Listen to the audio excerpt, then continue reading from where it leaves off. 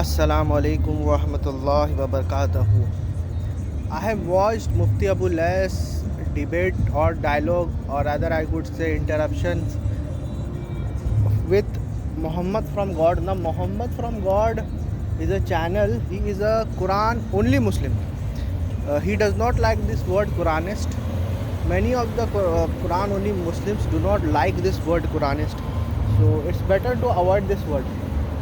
So what I have realized, that even though I loved Mufti Abu Lais, even though I agree with most of what he says, but this dialogue was very disappointing. The reason why I feel, because I had a huge expectation with this dialogue, especially from the Mufti side, especially because even I believe in Quran was Sunnah, and I differentiate between Sunnah and Hadith. Fine, but what I have seen in the debate or the dialogue, that most of the time Mufti was interrupting him, and there was not a single instance where he was allowed to ask any question. For example, he said that when he was asked that do you think that many of the arguments of Mufti was very, I believe, dogmatic, because Mufti most of the time is a very rational and reasonable person, but his argument, what he presented, especially from the Quran, was basically very emotional in nature rather than rational in nature. For example, he says that you think that all the 1400 of the scholars, all of them are wrong.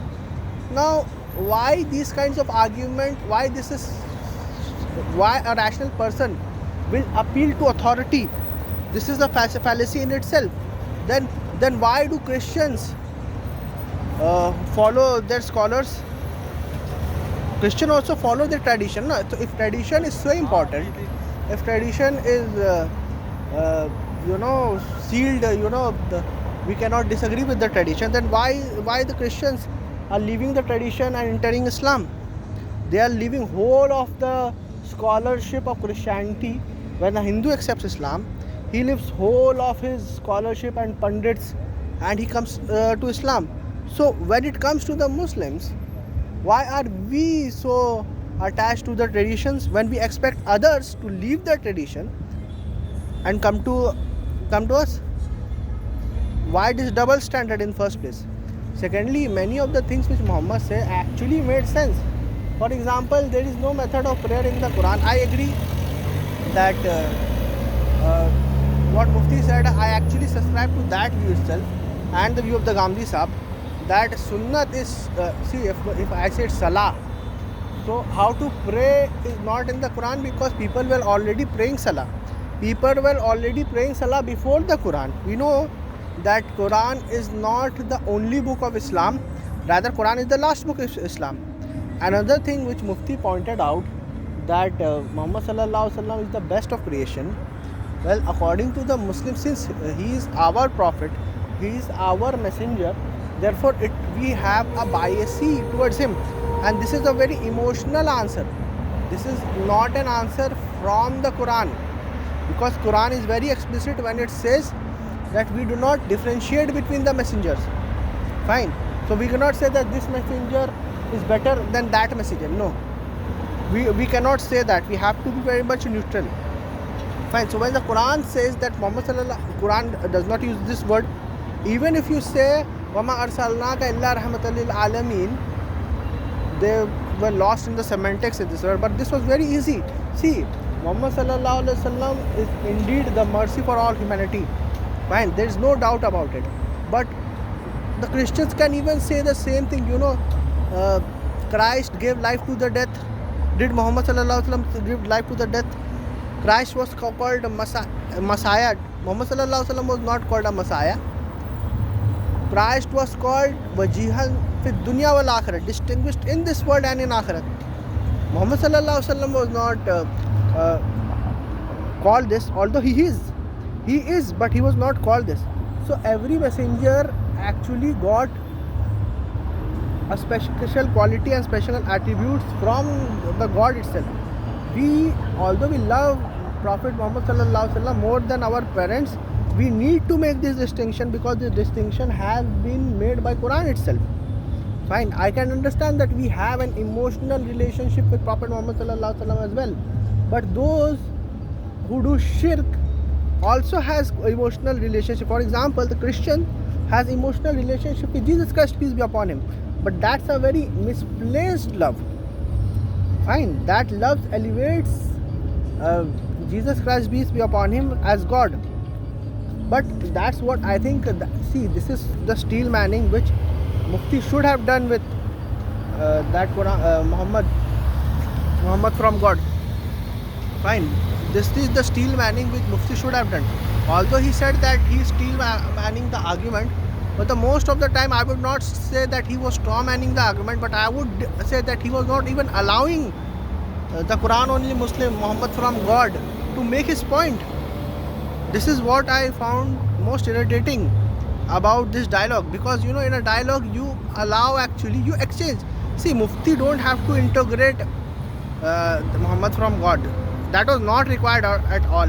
Challenging him and interrogating it in all the points, although he was answering it, but none of his answer was understandable, because the moment he was trying to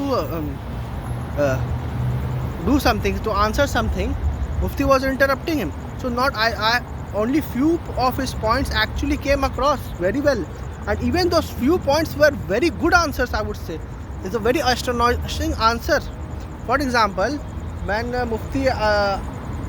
Mufti said, what is the method of praying? See, this question, we as Muslims should not ask these kinds of questions, because it is a very embarrassing question. Why I say it is a very embarrassing question? Because you know from yourself that the complete method is also not there in Hadith. That's point number one. Point number two is that where does Allah says in the Quran that the method of prayer is important? And he answered very well. I would commend Muhammad from God. He said, what is the meaning of Salah? He first described the meaning of Salah. Mufti did not answer it correctly, but what he said, he gave different type of explanation which was very complicated. Then he said very well that Salah actually means dua. Salah actually means prayer. So it does not matter. And you know what is the best part of this argument? What is the best part of this argument is that you can, when you make dua, there is no method of making dua. You can ask anything. You can ask in your language. You can ask it without ablution. You can ask it anywhere, in whatever state in which you are. Only because of Salah, because it is not just a prayer, it is a ritual prayer that we require other protocols. Only in Salah we require other protocols, but in dua we do not require other protocols, and we do it our way. We don't go, there are few adab, like you need to say Darud Sharif, but even that is not compulsory. Fine, and you can even raise your hand, you can do it you can do it loudly, you can do it silently. So there is no method of making dua. You can even do it with your own tongue. This is something which has been unanimous. So what he was trying to say, what we should steal man from Muhammad from God, is that he was trying to say that the method of prayer is not important. And I agree with him, because since you are talking about method of prayer, Mufti and other people, they are so, I know Mufti is not like that. Mufti is not a dogmatic person, but this question itself is dogmatic in nature. When you say what is the method of prayer, we ourselves differ a lot about the method of prayer. We ourselves differ a lot about the method of the prayer, as far as its juziyat are concerned. Fine, some things are common, but other things we ourselves differ from that. So why are we asking him the question over and over? These questions are actually which has been asked to the Mufti and asked to us. Yes, we do answer that it is from the Amli Tawatur of Muslims, that father to generation. I agree with him, but even his answer actually also made him say that there is no structural method of prayer in the Quran. And isn't it astonishing that why Allah choose not to mention it? Isn't it astonishing that why Allah choose not to mention it? If it was so important that you have to, the focus should be on the method of the prayer. But here, see, that is the way of the Jews of Bani Israel. That is the way of the Bani Israel. They focus more on technicalities. They focus more on the outer structure than the inner structure. Quran actually, that is the structure in Salah. I am not denying it. I pray like how other Muslims pray. But the main focus should be the essence, the wisdom, and another point with Muhammad from God actually made, and he has derived from Quran only, which is very commendable, because I have derived from Ghamidi Sahib. I have learned it from Ghamidi Sahib. But see how Quran is so guiding that he has even guided Muhammad from God. He said Kitab al Hikmah. Fine. This is a traditionalist kind of a argument that Kitab means Quran and Hikmat means Sunnah. Fine. Because if you say Hikmat means Sunnah, they can even say that Hikmat means Hadith. So why are you? So it also applies to you. That why Mufti you are not applying this to Hadith. Hadith are also preserved. If Quran is preserved, then Hadith are also preserved. So if Hadith are preserved, so why are you criticizing, for example, age of Aisha? Why are you criticizing, for example, Hadith about apostasy? This actually doesn't make any sense. So what I am trying to say, that it was a very good opportunity to unite Quran only movement with Quran centric movement, but unfortunately it has been a missed opportunity. What we should have done, like Ghamidi Sahib usually do, allow him to say his perspective, and then you say your perspective, just exchange your perspective. But what you have done, with all the love and care I have and respect I have for Mufti Abu Lays Sahab has actually missed this opportunity to unite Quran only Muslims and Quran centric Muslims. This is very unfortunate. It was a very good opportunity, but unfortunately it was a missed opportunity. Maybe in future we can unite on, as the Quran says, come to common terms as it is us and you. And this time the common term was the Quran, and we ignored it, and this is actually making me sad that this shouldn't have happened in this. I was expecting a lot from this conversation, to be honest, but let's say, but that doesn't mean that I don't like Mufti. I love Mufti Abu Lays and I love Ghamidi Sahib, and I have my own reasons to follow the Sunnah, which is of course external to Quran, because Quran is not the first book of Islam.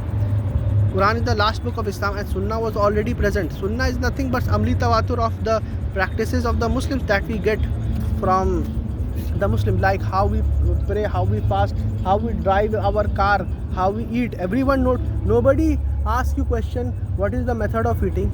Nobody asks you question. Nobody asks you question that what is the method of driving a car. So why are you asking this question? That nobody is asking the question where in the hadith it is written to ride a horse. Nobody is asking this question. So why are you asking the question about method of prayer? If method of prayer was so important, why is it not in Quran? If it is important, see, either you say that the method of the Quran is not important, or you say that the method of the Quran is important. If it is important, it should be in the Quran, because everything which is important in the Quran, it was not important because it is so available, it was so obvious from the Quran wouldn't mention anything obvious. Quran is for guidance, and guidance is not given for the obvious things, rather guidance is given for the things which is highly disputed. Salah, if you ignore hadith and if you ignore the minor differences, is not highly disputed. It is something which is very common amongst all the Muslims, and even before Muslims, before Prophet Muhammad sallallahu alaihi wasallam, it has been there since Islam, and Islam was there since humanity.